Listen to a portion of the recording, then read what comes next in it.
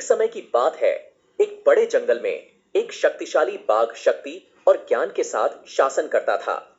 उसके भरोसेमंद सहयोगी में एक तेज तेंदुआ, एक चालाक लोमड़ी और एक बुद्धिमान उल्लू शामिल थे, जो एक अटूट गठबंधन बना रखते थे।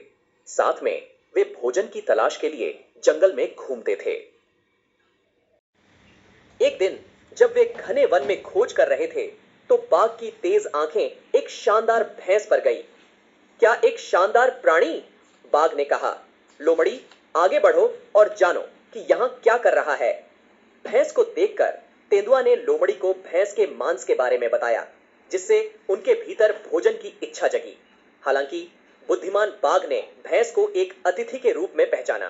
भैंस हमारे जंगल के निवासी नहीं है, बाघ ने घोषित किया।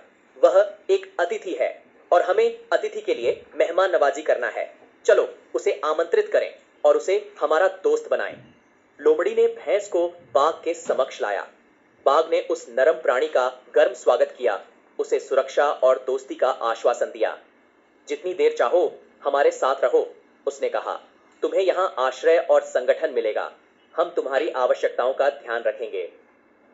समय के साथ बाघ की ताकत कमजोर होने लगी, जिससे वह खाने के लिए साधारण हो गया। उसके साथी जो उसे पोषण के लिए निर्भर थे, उन्हें भी कष्ट होने लगा। अपने नेता के कल्याण के लिए चिंतित होकर लोमड़ी ने उसे एक प्रस्ताव प्रस्तुत किया। प्रिय नेता, तुम भूख से कमजोर हो गए हो। हम नहीं खाएंगे तो हम मर जाएंगे। क्या तुम इसी अत्यंत परिस्थिति में भैंस का शिकार करके उसे खा लोगे? बाघ अपने सिद्धांतों में दृढ़ इनकार किया। मैंने भैंस की सुरक्षा का वचन दिया है। उसे विश्वास का धोखा देना अन्याय होगा। चालाक लोमड़ी ने एक योजना सुझाई। लेकिन अगर भैंस स्वेच्छा से खाने का प्रस्ताव करे, इस धारणा से प्रेरित होकर तेज तेंदुआ और बुद्धिमान उल्लू ने भी भैंस को उत्तेजित किया। वे बाघ के स्थान पर लौटे, जहां उल्लू आदर सहित अपने आप को खाने के रूप में प्रस्तुत किया। मुझे अपना शिकार बनाओ प्रिय नेता, उल्लू ने विनती की। उल्लू के बाद लोमड़ी और तेंदुआ भी अपने प्राण अर्पित करने का दावा किया। उनकी बलिदान की इस प्रेरणादायक अदाकारी से प्रेरित होकर भैंस को योगदान देने की भावना हुई। मैं हम सभी में सबसे बड़ा और पोषक हूं, उसने घोषणा की।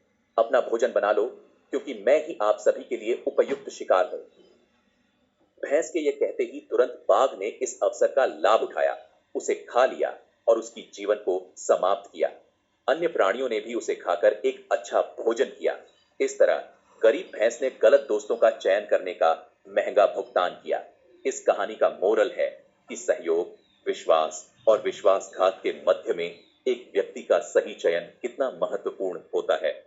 ये बताता है कि अकेले होने के बजाय साथ मिलकर समस्याओं का समाधान करना हमें और अधिक सशक्त बनाता है और विश्वासघात से बचाव करता है।